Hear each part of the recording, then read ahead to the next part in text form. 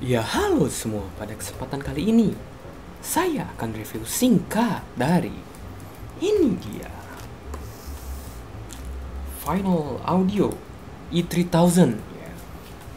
Sebelum reviewnya dimulai, seperti biasa, video ini nggak ada yang sponsorin. Dengan kata lain, ini dibeli dengan uang saya sendiri. Ini juga merupakan opini pribadi saya terhadap barang ini. Yuk kita mulai.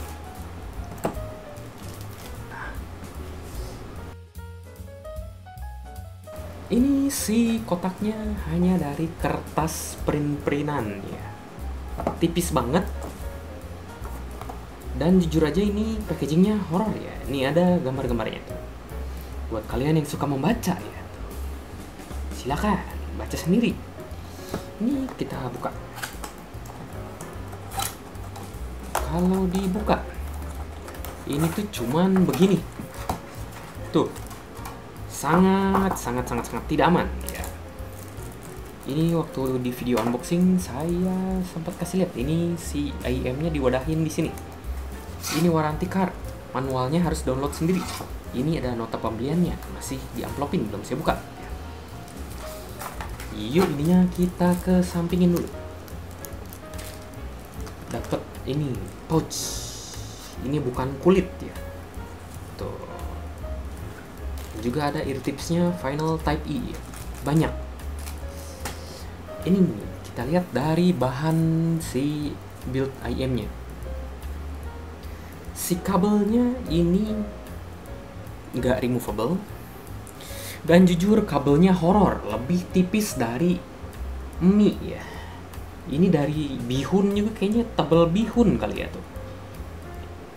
Kalau si body IM-nya sih ya oke ya, dari stainless steel memang. Tapi nozzle-nya plastik. Ini pun ada si port mesh-nya katanya sih open katanya. Tapi dikasih filter khusus, bisa isolasi suara juga katanya si Final Audionya. Ini build-nya mirror light, mirror finish tuh. Kinclong banget.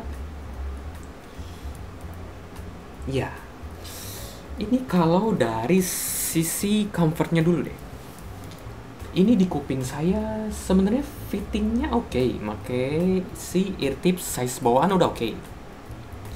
Tapi itu memang dia modelnya agak deep insertion meskipun nggak sampai sedalam etimotik. Ini sih tadinya saya beli ini untuk dipakai tidur-tiduran ya, tapi nggak jadi ngeliat kabelnya kayak gini, horor juga. Dan juga ini agak sedikit kurang nyaman sih sebenarnya dari si fittingnya yang masuk ke dalam ya. Cuman mungkin balik lagi, hanya bentuk ear kanal saya aja yang defect, soalnya kang defect ya. Kalau dari sisi build-nya ya paling saya komplain cuman kabel aja. Kalau dari si bodinya sih ini solid banget, keren. Mungkin langsung aja kita bahas ke soundnya. Gambaran besar suaranya gimana? Ini saya tesnya pakai si Dragonfly Cobalt dan juga Zendek ya. Tonalitinya secara gambaran besarnya warm. Kalau dibahas satu-satu, ini tuh bassnya dominan di area mid bass. Bassnya dia nggak gitu kenceng. Bukan untuk bass head. Si bassnya pun ada kolorasi ke midnya. Untuk si kualitas si apa ya? Punch bassnya itu nggak gitu punchy tapi lumayan boomy, tapi nggak begitu boomy juga, kayak pertengahan sih. Midnya ini thick sounding, tebal. Kesannya tuh santai banget, lush, LUSH. Dan juga secara tonality sih ini udah bener ya, cuman memang di areanya ke mid yang tebal, nggak ada yang aneh-anehnya sih, nggak ada sibilan sama sekali. Contohnya suara vokal kayak siapa tuh? Aimer sih, kayak Aimer, Lisa, siapa lagi lah, satu-satu sebutin. Awi Air ya, playlist saya lagu-lagu wibu ya. Itu tuh suaranya nggak berubah sih, suara vokalnya nggak berubah. Tapi tuh kesannya memang tebel aja. kayak ya memang gimana ya jelasinnya. Kalau kalian yang suka coba-coba headset atau IM yang warm ya, dailynya pakai netral, sekalinya dikasih warm pasti notice deh. Meskipun memang secara tonalitinya ini nggak ada yang aneh. Kalau dari si treble-nya ini agak sedikit malu-malu ya. Agak sedikit mundur di belakang, nggak ada pick sama sekali, tapi masih kedengar treble. Tapi ini kualitas treble-nya untuk harga 1 juta ini oke loh. Kenapa? Jadi di sisi kualitas treble-nya itu dia udah dapet artikulasinya tuh oke ya. Well articulated, dan juga kayak si apanya ya namanya, decay-nya pun pas, nggak kecepatan, nggak terlalu lamban ya. Dan juga apalagi si treble-nya tuh gimana ya, dari sisi treble quantity yang kecil tuh ada quality-nya yang cukup besar gitu ya. Mungkin kalau dikasih kalimat tuh kayak gitu, si treble-nya berasa organik juga, nggak ada hint metalik sama sekali, nggak ada di sini. Ini tuh suaranya gimana ya, ngegambarinnya mirip organik gitulah intinya. Teknikalnya, kalau dari si stagingnya tuh lumayan luas, baik sisi depth maupun sisi width-nya. Si separasinya tuh meski dia warm nggak bertumpuk ya, meskipun dia ada kolorasi di mid-nya masih bisa terpisah suaranya. Dari sisi imagingnya ini cukup oke sih, bukan strong point tapi memang masih oke, sesuai dengan harganya lah. Asal letak suara, misal ada violin di sebelah kiri, ada suara gitar dari kanan tuh masih kegambar, meskipun nggak dapet sampai holographic 3D sense yang gimana gitu, tapi ini masih oke. Kalau komparasinya, ini produk harga 1 jutaan yang saya pernah coba apa ya, Vio FH1S palingnya, tapi dia pun tonalitinya jauh bertolak belakang dari ini. FH1S tuh dia lebih ke netral ke bright. Ini lebih jelas-jelas warm ya, organic sounding warm di ini. Ini tuh kalau misalkan di compare ke FH1S ya, secara teknikal aja. Kalau dari sisi detail retrieval dia lebih bagus FH1S. Kenapa?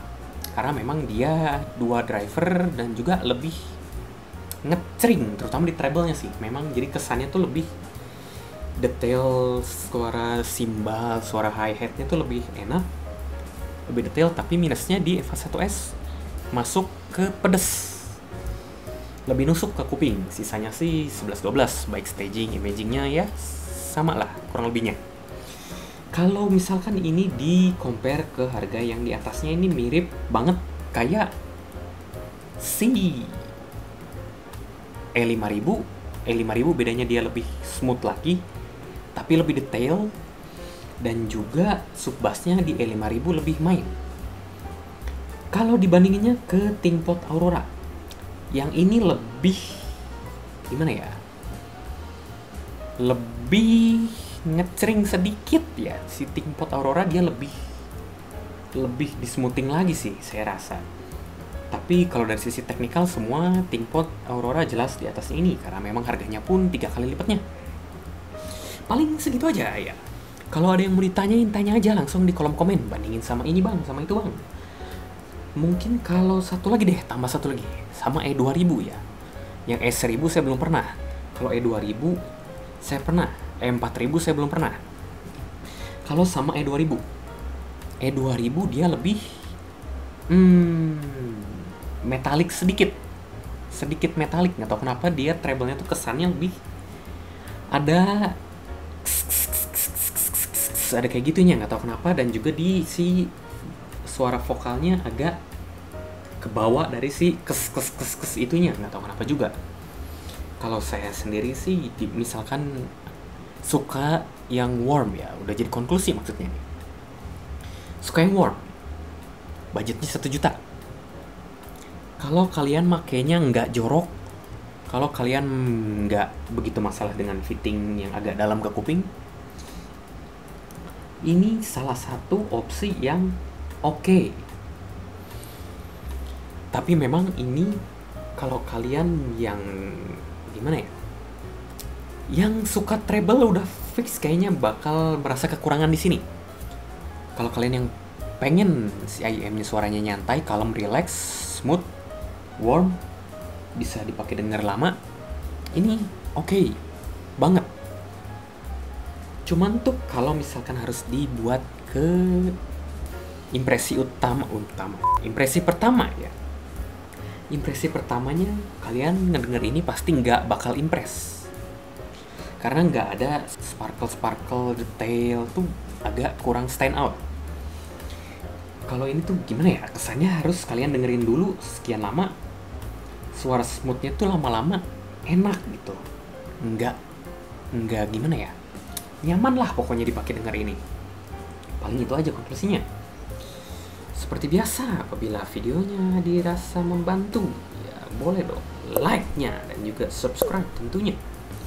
Apabila dirasa videonya agak jelek, kameranya burik, ya mohon maaf aja, emang kameranya burik.